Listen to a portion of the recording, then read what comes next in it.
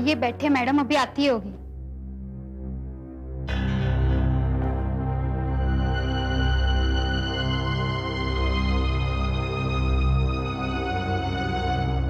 नमस्ते। नमस्ते। प्लीज बैठिए। शुक्रिया।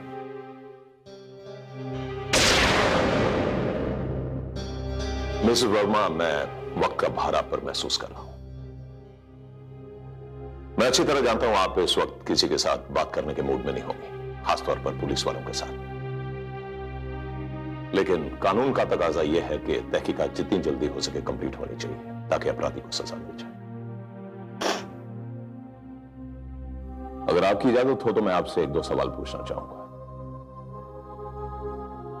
शायद आपका कोई भी जवाब हमें हत्यारे की सुरंग तक पहुंचा दे, इसलिए सोच समझकर जवाब दीजिए, हड़बड़ाइए मत। जी पूछिए। वर्मा साहब ने जिंदगी में बड़ी तेज रफ्तार के साथ तरक्की की। इस दौरान बहुत से लोगों को धक्का लगा होगा, कुछ लोगों को लगा होगा कि उनका हक मारा गया है। आपको किसी पर शक है? नहीं। मैं आपके इस जवाब को जवाब नहीं मानता। मुझे ऐसा लग रहा है कि आपने मेरे सवाल को टाल दिया है। क्यों?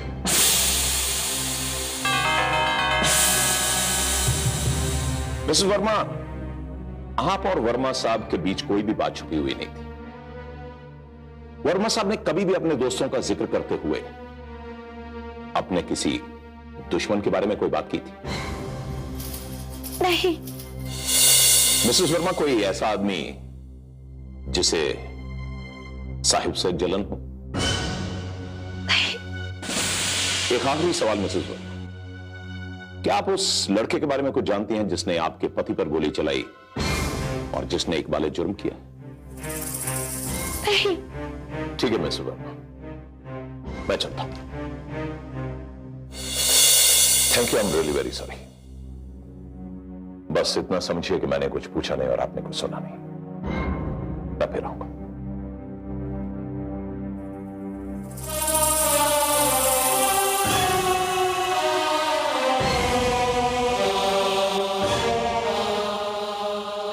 क्या आप उस लड़के के बारे में कुछ जानती हैं जिसने आपके पति पर गोली चलाई और जिसने इकबाल जुर्म किया? बेटा,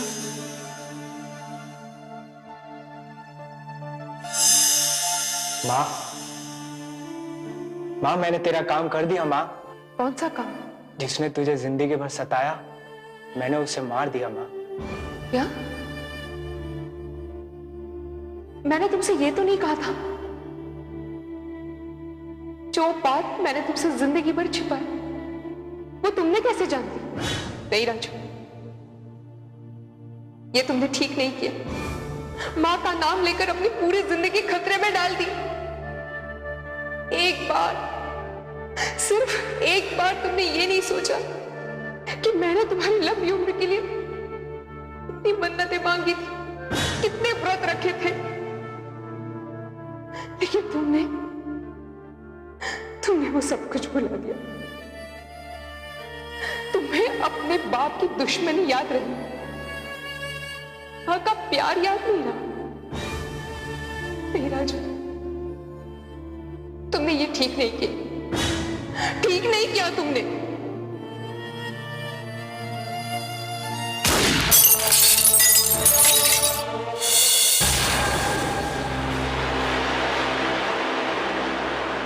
अभी तक तो उसने अपनी जुबान नहीं खोली है। कब तक वो अपनी जुबान बंद रखेगा? पर हमारा मैसेज उस तक पहुंचा कि नहीं? पहुंचा दिया है, लेकिन मुझे उम्मीद नहीं है कि वो हमारी सुनेगा या हमें समझेगा। मगर वो खामोश तो हो सकता है ना। इसे पहचानते हो? नहीं। अच्छा, ये तुम्हारा नाम नहीं? नहीं, ये मेरा नाम नहीं है। ये हैंडराइटिंग भी तुम्हारी नहीं? नहीं।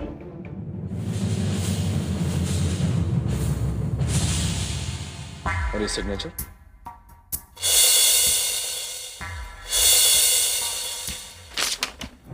मुझे मेरा जवाब मिल गया। अब मुझे सीधी तरह यह बता दे कि तू वहां क्या कर रहा था। देख, पुलिस से झूठ बोलना अच्छी बात नहीं है। तू मुझे इतना बता दे कि तूने लॉज में कमरा क्या काम करने के लिए लिया था? आप जानते हैं, तभी तो आप मुझे यहाँ लाए हैं। Very good. अब तू शराफत से ये भी बता दे कि इस काम के लिए तुझे पैसा किसने दिया था? काम? कौन सा काम? विश्वनाथ को गोली मारने का काम, समझे? मैंने कोई खून नहीं किया। ये सवाल तो तुझसे मैं बाद में ही पूछूंगा। तू मुझे सिर्फ इतना बता कि तुझे हायर किसने किया था। सीधी बात तो ये है साहब, मैं पैसे देने वाले का नाम नहीं पूछता, सिर्फ नोट गिनता हूँ और उसी का नाम पूछता हूँ जिसका काम तमाम करना होता है। सच तो बात ये है साहब, मैंने वर्मा जी का कत्ल नहीं किया। खून किसने किया है तू मुझे सिर्फ इतना बता दे, मैं वादा करता हूँ तुझे यहाँ से आजाद कर दूंगा। मैं गया तो था गेम बजाने, लेकिन मैं गोली चलाता इससे पहले किसी और ने गोली चला दी और गार्ड्स ने मुझे कातिल समझकर मेरे ऊपर गोलियां चलानी शुरू कर दी। मैं वहां से बचाकर निकल भागा। तूने नहीं मारा तो फिर और किसने मारा है? तू तो जानता होगा ना। धनाधन गोलियां चलाने के बाद मोटरसाइकिल पे सवार एक आदमी को भागते हुए देखा। इतनी खतरनाक स्पीड एक कातिल की ही हो सकती है। तू उसका चेहरा पहचान सकता है? उसका चेहरा हेलमेट से ढका हुआ था। चल चल चल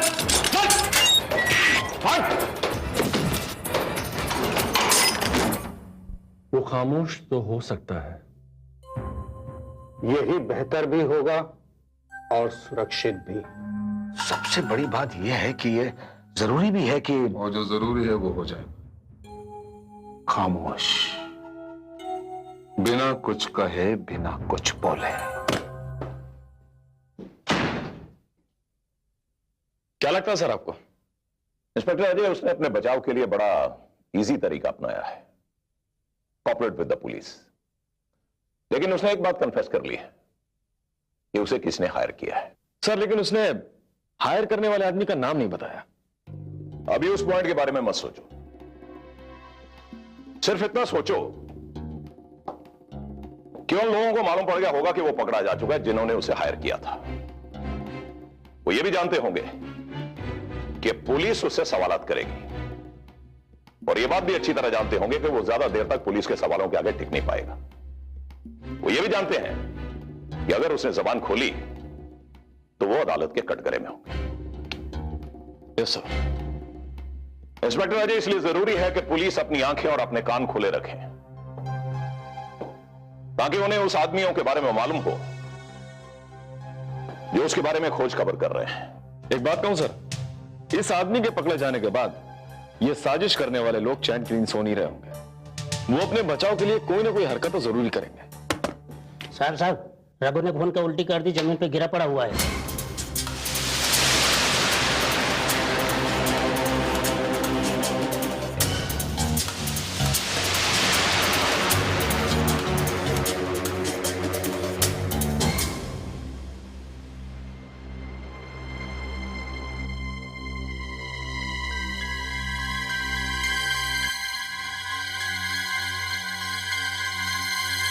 सुनो,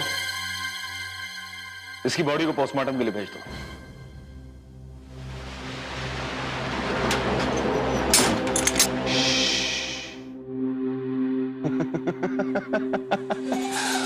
वो खामोश हो गया। खामोश, बिना कुछ कहे, बिना कुछ बोले। सब कुछ साफ है, सुथरा है, गंगा जल की तरह पवित्र है। कहीं कुछ हुआ? कहीं भी कुछ भी नहीं हुआ। बेचारा अच्छा आदमी था, नमक खाया था, जान दे दी पर जुबान नहीं खोली।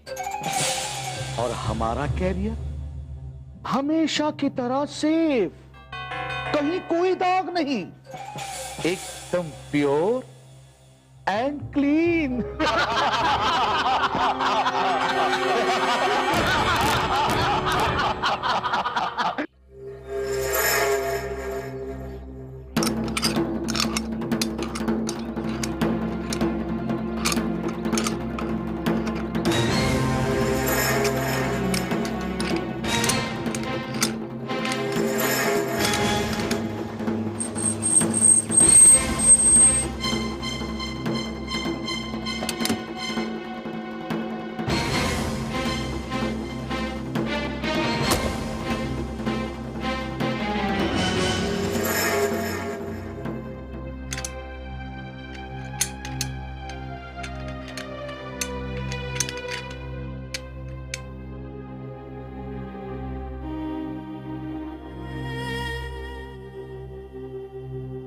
खेद का समय है, पर होनी को कौन टाल सकता है।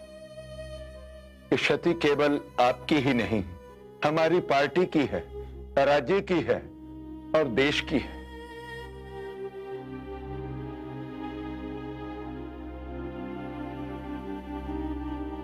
वर्मा जी जैसा लीडर कई युगों के बाद एक बार पैदा होता है।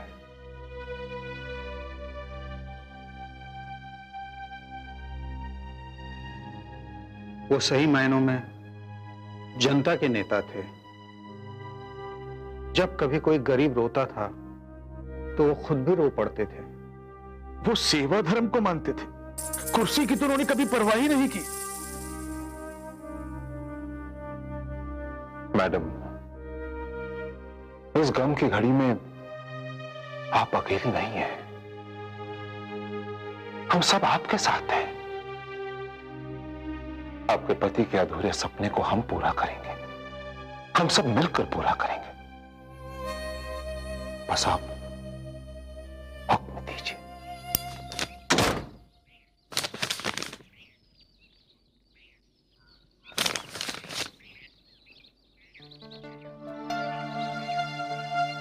इंस्पेक्टर अजय, किसको लव लेटर लिख रहे हो? सर लव लेटर नहीं, मैं लिस्ट बना रहा हूं।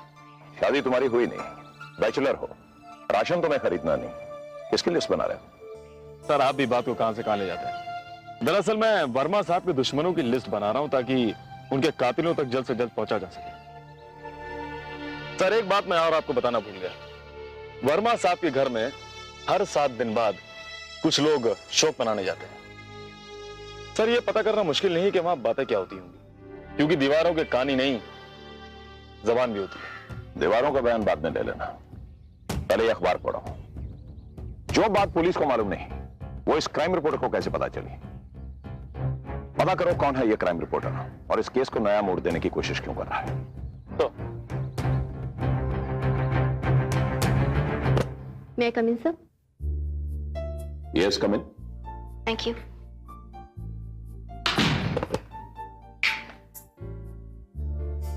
Good morning, sir. Let me introduce to myself. I am Neeta Singh, express times. मनगढ़ंत कहानियां लिखती। ये रिपोर्ट आप ही ने लिखी है?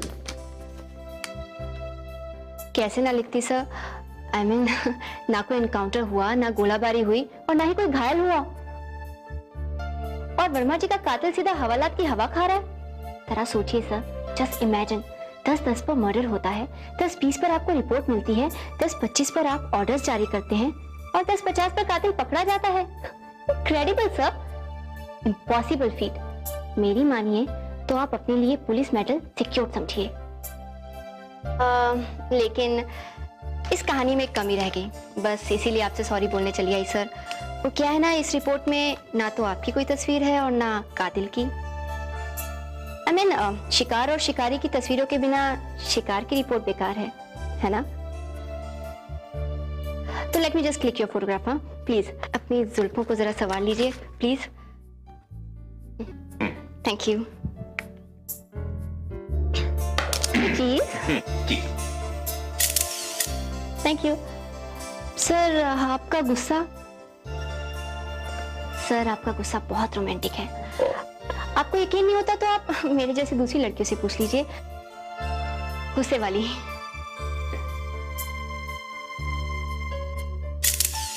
That's good. सर कातिल की कोई फोटो मिल सकती है छापने के लिए, मेरे आर्टिकल के लिए? नहीं, मुलजिम की फोटोग्राफ आपको नहीं मिल सकती और ना ही आप उसे छाप सकती है, क्योंकि पुलिस का केस कमजोर हो जाएगा। जाने दीजिए सर, उसकी फोटो किसको चाहिए, कौन देखेगा। मुझे आपकी फोटो मिल गई, मेरा काम हो गया। आप कहे तो मैं मुलजिम से एक बार मिल लूं। मैं भी कैसी पागल हूँ, इतनी छोटी सी बात के लिए आपको तकलीफ दे रही हूँ। मैं हवलदार से बात करके खुद ही मिल लूंगी। Thank you sir, thank you so much. अरे सुनो,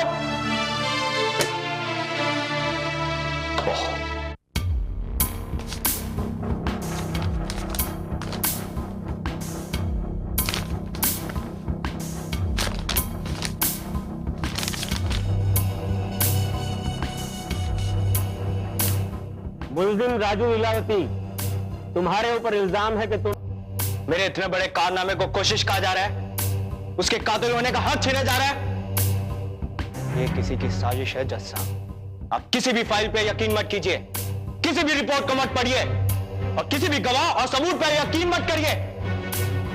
सच मैं बताता हूं आपको, विश्वनाथ वर्मा का कातिल होने का गौरव सिर्फ मेरा है, मेरा। तुम जानते हो तुम्हारा बयान तुम्हारे खिलाफ इस्तेमाल किया जा सकता है। प्रोसिक्यूशन में प्रोसीड। मकतूल विश्वनाथ वर्मा का कत्ल तुमने किया? जी जी, बिल्कुल ठीक कह रहे हैं आप। कब किया उनका कत्ल? 14 जुलाई को। किस वक्त? दिन के 10 बजे सरेआम सबके सामने। कहां? मंदिर चौक मलाड। तुम कहां रहते हो? शहीद चौक विरार। तुम शहीद चौक में रहते हो। तुम्हें कैसे मालूम हुआ कि 14 जुलाई सुबह 10 बजे मंदिर चौक पे श्री वर्मा की गाड़ी पहुंचेगी? तुम आराम से गन लेकर साइकिल पर सवार वहां पहुंच गए। इतनी आसान बात जानने के लिए किसी को सीबीआई की मदद लेने की जरूरत नहीं। और जो विश्वनाथ वर्मा पे नजर रखे हुए थे, वो जानते थे कि हर महीने की एकादशी को वो 10 बजे मंदिर जाते थे। और यह बात मैं पिछले 3 वर्षों से जानता हूं। 3 साल से तुम उनको जानते हो, तो फिर तुमने वार करने का यही दिन क्यों चुना? मैं उसे सरकारी कुर्सी पर बैठने से पहले मारना चाहता था। अगर मैं उसे कुर्सी पर बैठने के बाद मारता तो मेरे देश का झंडा आधा झुकाना पड़ता, और यह मुझे हरगिज़ मंजूर नहीं, इसलिए मैंने उसे मार दिया। देखो, तुम अदालत से उस आदमी का नाम छुपा रहे हो जो इस मर्डर की साजिश में तुम्हारे साथ शामिल है। जज साहब, आपसे दरख्वास्त है कि इसका हमें पुलिस रिमांड चाहिए। बहुत कुछ जानना है इससे।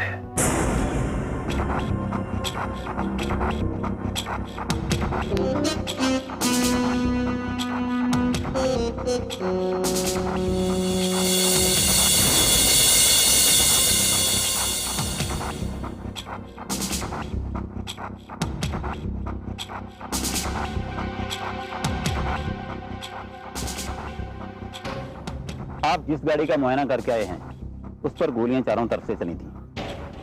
लगता है कातिल पूरी तैयारी के साथ था। और जैसे कि आप जानते हैं एसीपी साहब, डेड बॉडी से जो गोली निकली थी वो उस पिस्तौल की नहीं थी जिसे कि आपने मर्डर वेपन समझकर मुझे एग्जामिनेशन के लिए भेजी थी। गोली या तो AK-47 या तो AK-57 से चली थी और करीबन 70 फीट की दूरी से चली थी। एक और अहम बात, जिस एंगल से गोली चली थी उससे साफ जाहिर होता है कि गोली चलाने वाला जमीन से 10 फीट ऊपर खड़ा होगा। Thank you gentleman, come in.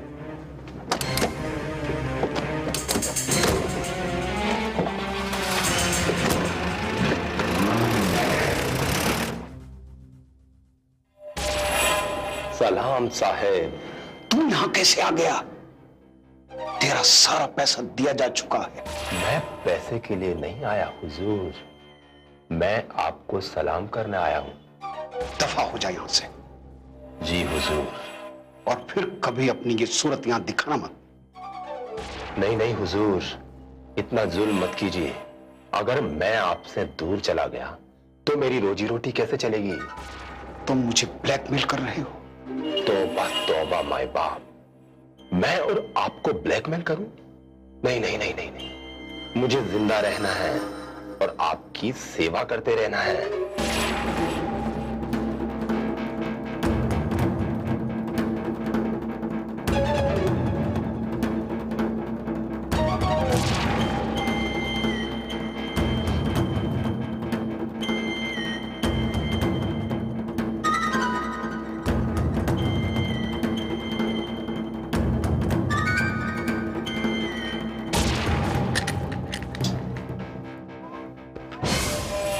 Motorcycle तुम्हारी?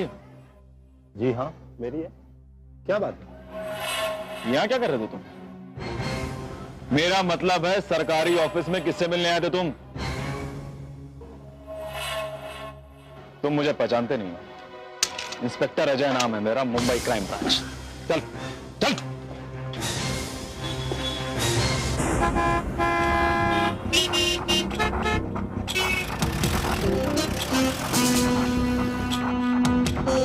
बाबू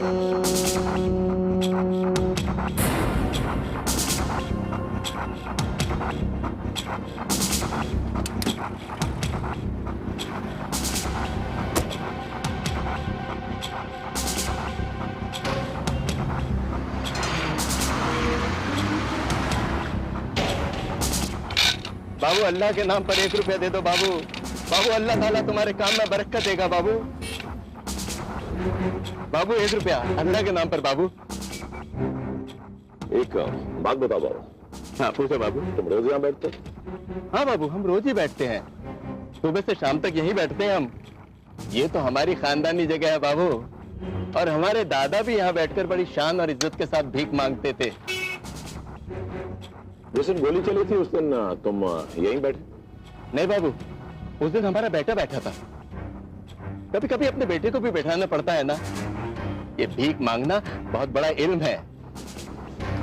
लो बाबू तुम्हारा खाना। अल्लाह बेटा। बाबू यही है हमारा बेटा। बेटा एक बात बताओ, जिस दिन गोली चली थी तुम यहीं बैठे? हाँ साहब अपन इधर ही था, बहुत मजा आया। रोड पे क्या डिशुम डिशुम हुआ। क्या गोली इधर ही से चली थी जहां तुम बैठा? असली गोली तो इधर से ही चली थी साहब। वो गाड़ी में जो आदमी बैठा था ना, संजीव कुमार के माफी, वो तो एकदम खल्लासी हो गया साहब। क्या तुम उस आदमी को पहचान लोगे जिसने गोली चलाई थी? पहचान तो सकता हूँ साहब, वो अपना फिल्म का विलन है ना, उसके माफिक था एकदम।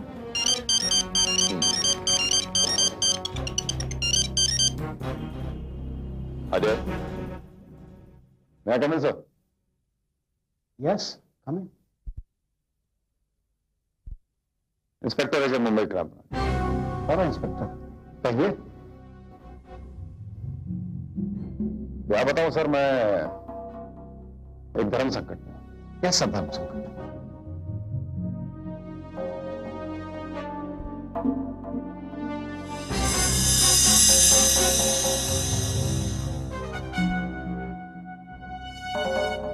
You are under arrest.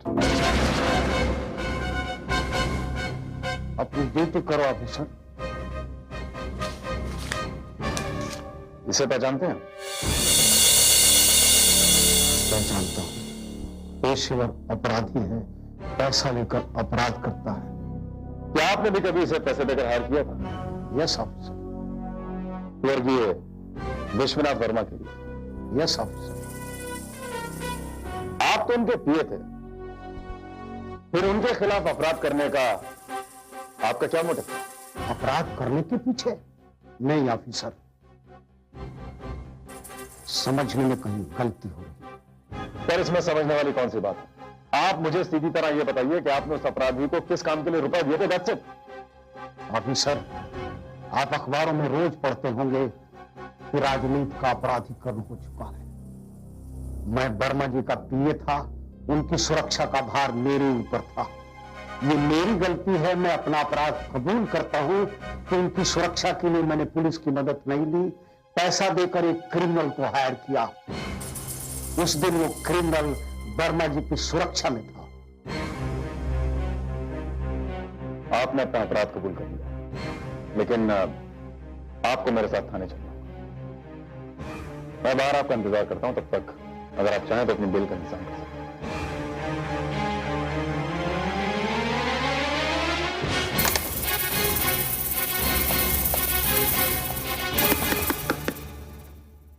Come in. May I come in, sir? Yes. कहिए। साहब मैं एक फोटोग्राफर हूं, लेकिन मैं अपनी बात करने नहीं आया हूं। तो फिर क्या करना चाहते हैं? साहब जिस रोज गोलियां चली और नेताजी मारे गए, मेरे नन्हे साहबजादे ने मेरे स्टूडियो से उस गली के कई फोटोग्राफ्स ले डाले, जिसमें डेल्ट करने से एक तस्वीर ऐसी मिली जो मेरे काम की तो है नहीं। हाँ आपके काम की हो सकती है, देख लीजिए।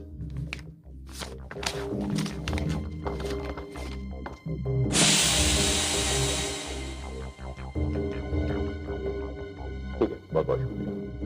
तो मैं चलूं साहब?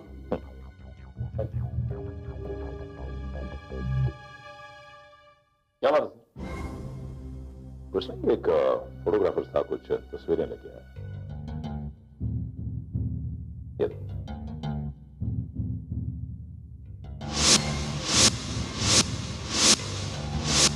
अजय इस आदमी का कहना है जिस दिन वर्मा साहब पर गोली चलाई गई इसका छोटा बेटा स्टूडियो के बाहर मौजूद था और उसने ये सारी फोटोग्राफ्स खींची।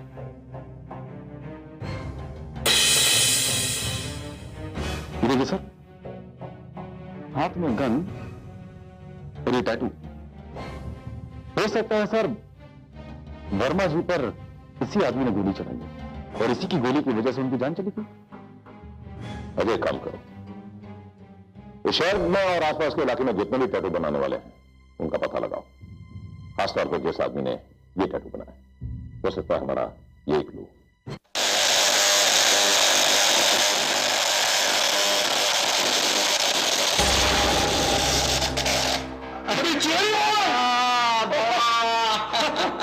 चल बाबा, एक फर्स्ट क्लास का टैटू बना डालने का, अपुन के दिल के एकदम नजदीक हो जाए ना। अपुन की गर्लफ्रेंड की फरमाइश है। चल एक फर्स्ट क्लास की बुलेट बना डाल, चल कम ऑन। अच्छा एक बात बताओ, ये पुलिस वाला की गुंडा वाला? हीरो हो गया तू? दिमाग फिर गया तेरा? पुलिस का टैटू बनाएगा? अबे अपुन भाई लोग हैं, एकदम भाई की स्टाइल का टैटू बना डालने का। चल चल जल्दी कर। बनाएगा ना भाई? अपुन मसाले को आता है। अरे तू जा ना, देर किस बात का, जल्दी आ।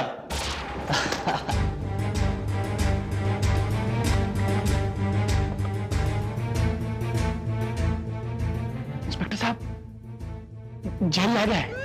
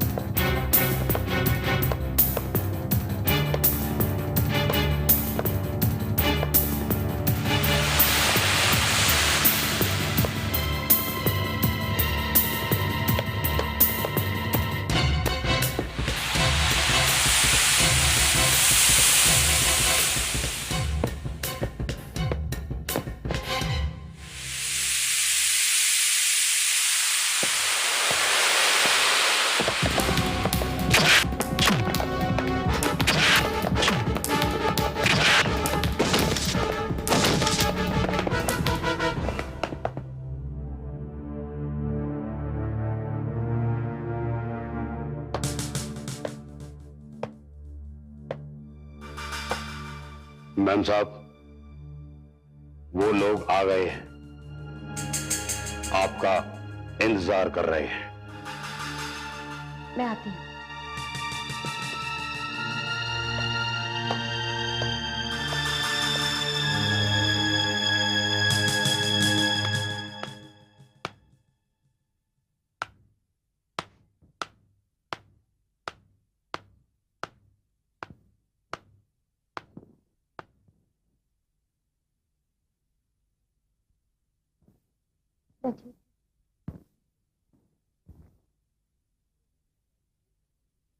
बेटी, तुम विश्वनाथ जी की पत्नी हो, इसलिए पार्टी का भी कुछ हक है तुम्हारे ऊपर, और उसी हक की बिना पर हम सब पार्टी मेंबर्स तुमसे ये निवेदन करने आए हैं कि आप पार्टी की बागडोर तुम्हें अपने हाथों में ले लो।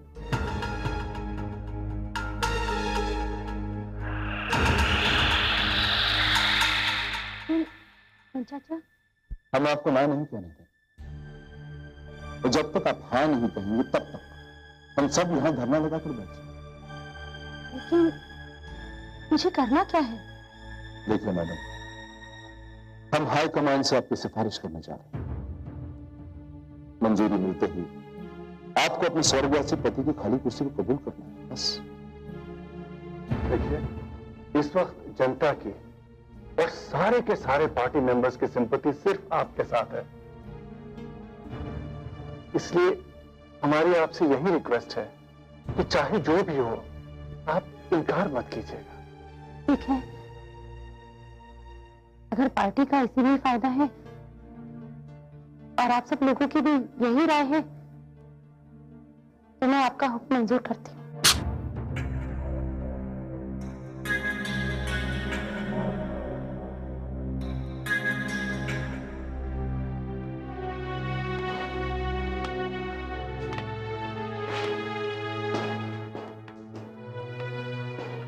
सब चाय। Thank you.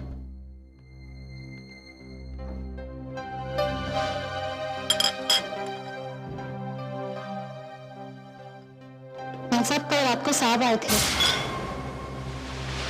मैं दौड़कर आपको उठाने वाली थी कि साहब ने मुझे रोक दिया। उन्होंने कहा उसे उठाना नहीं। फिर वो उस सोफे पर बैठ गए और मुझे कॉफी पिलाने के लिए कहा। मैं कॉफी लेकर वहां आई तो साहब वहां नहीं थे। मैं बहुत घबरा गई। मुझे लगा कहीं वो भूत तो नहीं। कोई भूत नहीं होता। तुमने जरूर सपना देखा होगा। क्या यहाँ से?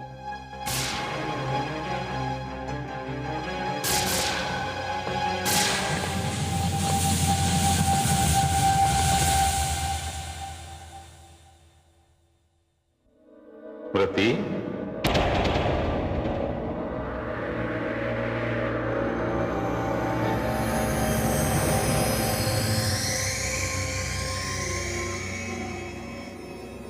मैं हूं स्मृति, तुम्हारा पति। मेरी कुर्सी तुम्हें मुबारक हो, स्मृति वर्मा।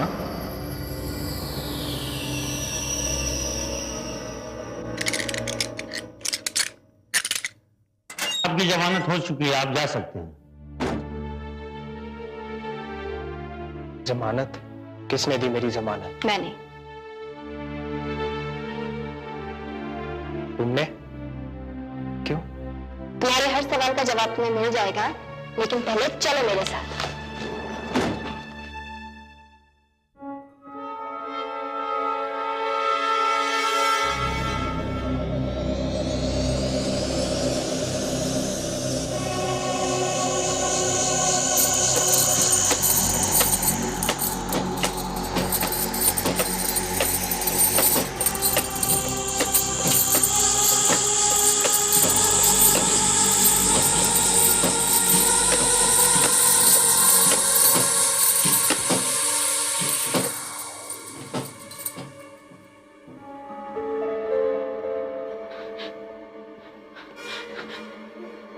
लाइट से डर लगता है, बुझा देते। दरवाजा बंद कर दो।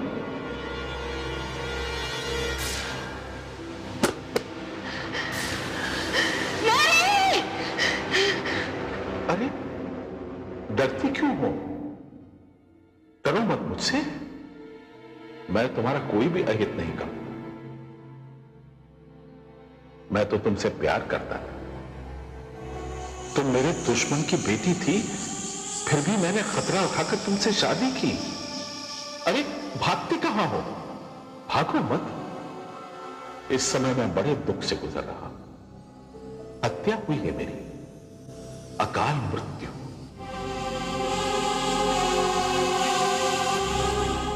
कातिल हर बार बचकर निकल जाता है। तड़प रही है मेरी आत्मा, और ये तब तक तड़पती रहेगी जब तक कातिल के सर से मेरे खून का कर्ज उतर नहीं जाता। कातिल की चालाकी उसके किसी काम नहीं आएगी। उसे चैन से नहीं रहने दूंगा। न दिन उसका नाराज। अगर वो कानून से बच भी गया तो उसकी रूह को तड़पा तड़पा कर मारूंगा। कातिल किसी का भी खून कर सकता है, लेकिन अपने ज़मीर का खून नहीं कर सकता। और जब तक ज़मीर है तब तक वो अपने को सजा पाने से रोक नहीं सकता, नहीं रोक सकता, नहीं रोक सकता, नहीं रोक सकता। आप जाइए, आप जाइए यहां से। मैं आपकी आत्मा की शांति के लिए सब कुछ करूंगी, जो आप चाहते हैं वैसा करूंगी। आप जाइए। मैं अब आपकी आत्मा को भटकने नहीं दूंगी। मैं सब कुछ करूंगी। क्या करोगे? मैं अभी फोन उठाकर पुलिस को फोन करके अपना इकबाल जुर्म कर लेती हूँ। मैं उन्हें बता दूंगी कि आपका खून मैंने करवाया है, मैंने आपको मरवाया है। कि आपको मरवा के मैं पब्लिक और पार्टी की हमदर्दी का हासिल करके आपकी कुर्सी हथियाना चाहती थी। मैं आपको मरवा के सत्ता हासिल करना चाहती थी। मैं आपको मरवा के सत्ता हासिल करना चाहती थी। मैं सत्ता हासिल करना चाहती थी।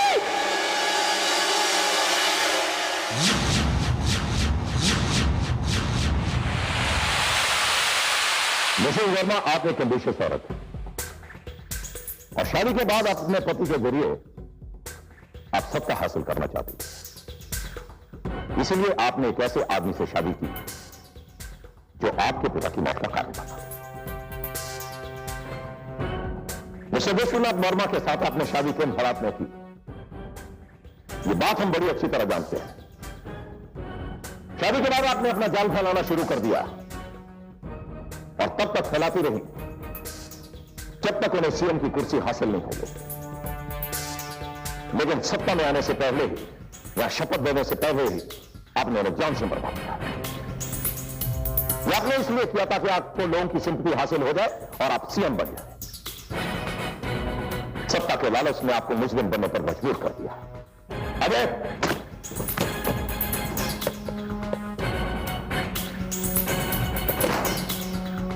मिसेस वर्मा, अब यह भी बता दीजिए उस काम में आपके साथ साथ आपका साथी कौन था?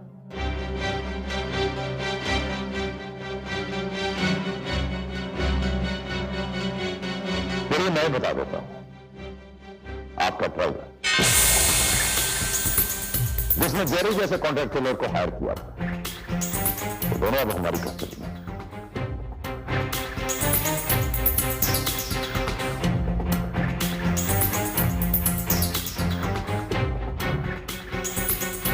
सॉरी मैम साहब, मैंने अपनी लालच के लिए आपके कहने पर साहब का कत्ल करने के लिए जेरी को कॉन्ट्रैक्ट दिया था। गिरफ्तार करो ना।